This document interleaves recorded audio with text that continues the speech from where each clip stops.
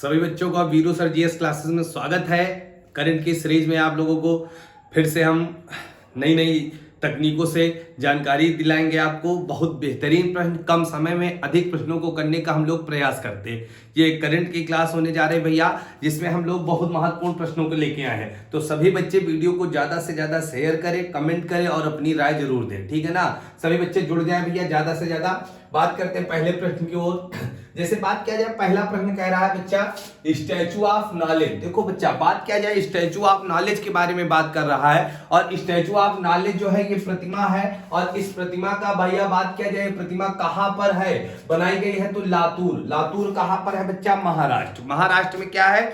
लातूर। तो पूछा जाएगा स्टैचू ऑफ नॉलेज प्रतिमा किसकी है, तो बाबा साहब भीमराव अंबेडकर की है। किसकी है? बाबा साहब भीमराव अंबेडकर की। 14 अप्रैल को इनकी जन्म दिवस मनाया जाता है, जयंती मनाई जाती है बच्चा। उसी के उपलक्ष्य में इसका उद्घाटन किया गया। कहां किया गया है बच्चा? तो लातूर। लातूर कहां पर है? महाराष्ट्र। कहां पर है? महाराष्ट्र में। तो पूछा जाएगा स्टैचू ऑफ नॉलेज किसकी प्रतिमा है, तो बाबा साहब भीमराव अंबेडकर की है। कहां पर है, तो कहां पर है बच्चा? आप बताना होगा। महाराष्ट्र के लातूर में है। बात किया जाए इसकी ऊंचाई कितनी है, तो भैया 70 फीट ऊंची है। कितनी है? 70 फीट ऊंची है। और आपको पता है स्टैचू ऑफ यूनिटी। यूनिटी का मतलब क्या होता है? एकता। क्या होता है? एकता। और स्टैचू ऑफ यूनिटी के बारे में जब बात करते हैं तो सरदार पटेल की है। सरदार पटेल की है। और ये कहां है? गुजरात। गुजरात में आपने नाम सुना होगा, नर्मदा नदी पर साधु बेटा द्वीप है। उसी साधु बेटा द्वीप पर क्या है? स्टैचू ऑफ यूनिटी है। स्टैचू ऑफ यूनिटी किसके? सरदार वल्लभ भाई पटेल। ये एकता का अग्रदूत। आपको मालूम है देशी रियासतों का भारत में विलय कराने वाला कोई व्यक्ति था, तो कौन थे? सरदार पटेल। और इनके सहयोगी कौन थे? वीपी मेनन। कौन थे? वीपी मेनन साहब। दोनों लोगों ने मिलकर क्या किया था बच्चा?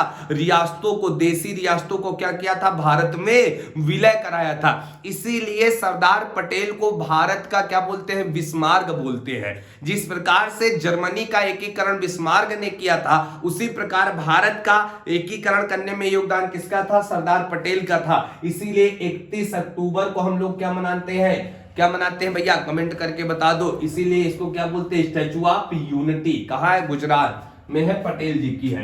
इसी तरह से बात किया जाए स्टैचू ऑफ इक्वलिटी, अभी बनाई गई बच्चा कहां पर? हैदराबाद। तेलंगाना के हैदराबाद में बनाई गई है। कौन सी भैया? Statue of equality. बराबर है भैया, है ना। किसकी है? संत रामानुजाचार्य की। किसकी है? संत रामानुजाचार्य की है। तो तीन प्रतिमाओं को याद रखना। स्टैचू ऑफ नॉलेज कहां पर बनाई गई है, तो लातूर महाराष्ट्र में। किसकी है? बाबा Saheb Bhimrao Ambedkar. Statue of unity क्या है बच्चा? यूनिटी। यूनिटी का मतलब एकता, है ना। और ये कहां है? गुजरात। किसकी है? पटेल की। और बात किया जाए इक्वलिटी कहां बनाई गई है, तो इक्वलिटी कहां बनाई गई है बच्चा? हैदराबाद में। और बात किया जाए किसकी है? रामानुजाचार्य। तो आपको पता चल गया होगा। बहुत स्टैचू ऑफ पीस पूछ सकता है, ये कहां है? ये राजस्थान में है। स्टैचू ऑफ पीस कहां है? राजस्थान। तो इस तरह से बहुत महत्वपूर्ण क्वेश्चन है ये, स्टार बना लेना एग्जाम के लिए, ठीक। कहां बनाई गई स्टैचू ऑफ नॉलेज? तो महाराष्ट्र।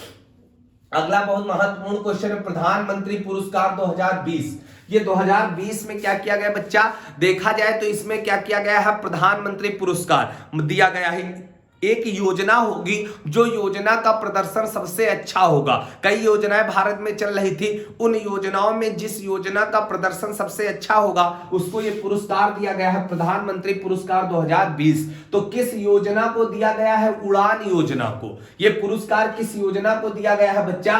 तो उड़ान योजना। किसको दिया गया है? उड़ान योजना को दिया गया है। उड़ान योजना की शुरुआत कब हुई थी? 2016 में हुई थी। कब हुई थी?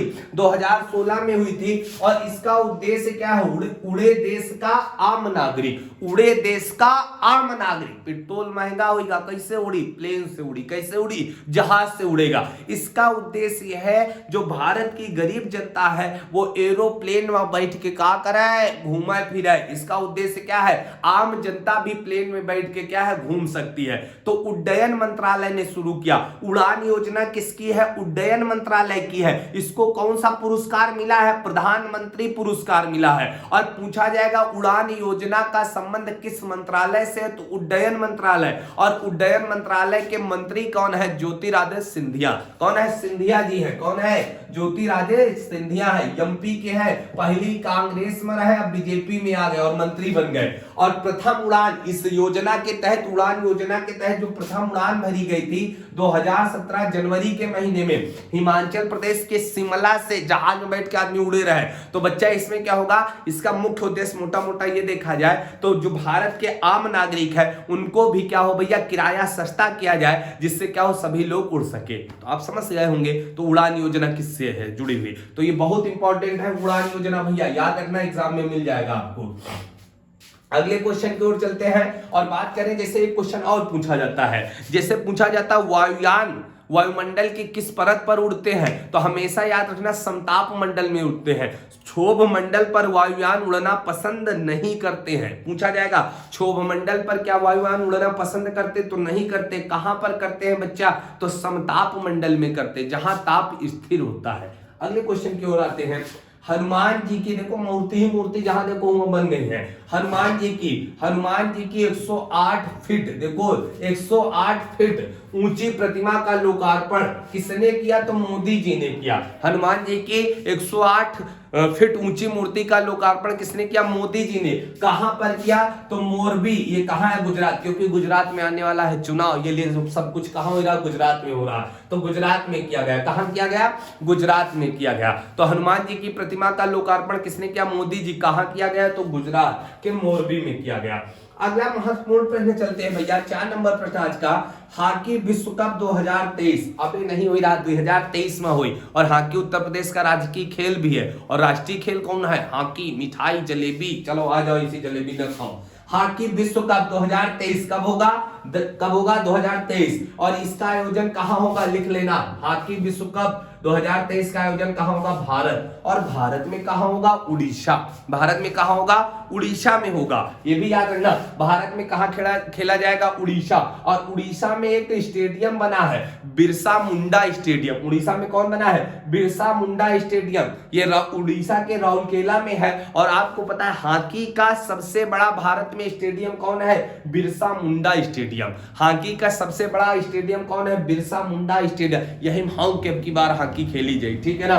तो हॉकी विश्व कप कहां होने जा रहा है, भारत के उड़ीसा।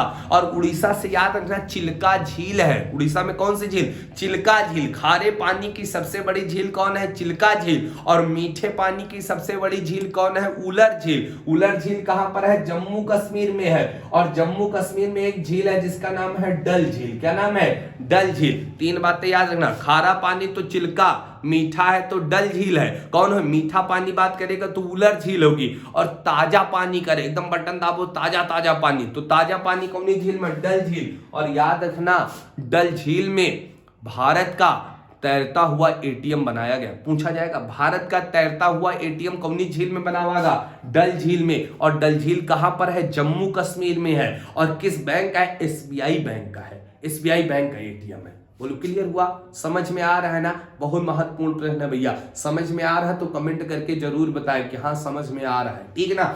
अगले प्रश्न की ओर चलते हैं, उत्तर प्रदेश वालों छाप लेना, पर्यटक सुविधा केंद्र। पर्यटक सुविधा केंद्र, पर्यटक का मतलब जानो जो लोग घूमे फिरे आवत है, ठीक है ना। जैसे हमें उन नवे को घूमे फिरे आए तो ये सब काम, ये पर्यटक हुए, हम मेजबान हो, ठीक है ना। तो पर्यटक सुविधा केंद्र कहां बनाया गया उत्तर प्रदेश में, तो मथुरा में, क्योंकि मथुरा में बांके बिहारी हैं। मेला बहु लागत, पूछा जाए मेला की नगरी के नाम से किसे जाना जाता है, मेला की नगरी कौन है, मथुरा है। तो मथुरा में क्या है, पर्यटन सुविधा केंद्र बनाया गया। इसका उद्देश्य क्या होगा, जो पर्यटन घूमने फिरने आ रहे हैं उनको ठहरने की व्यवस्था की जाए, उनके परिवहन की व्यवस्था की जाएगी। मतलब उनको यहां से वहां ले जाने के लिए बस, टेम्पो, है ना, और लोडर वोडर ये सब व्यवस्था की जाए कि आदमी आराम से घूम फिर सके। और ठहरने के लिए बढ़िया रूम की व्यवस्था की जाए। तो ये कहां पर स्थापित किया गया, पर्यटन सुविधा केंद्र, कहां, मथुरा के अंदर।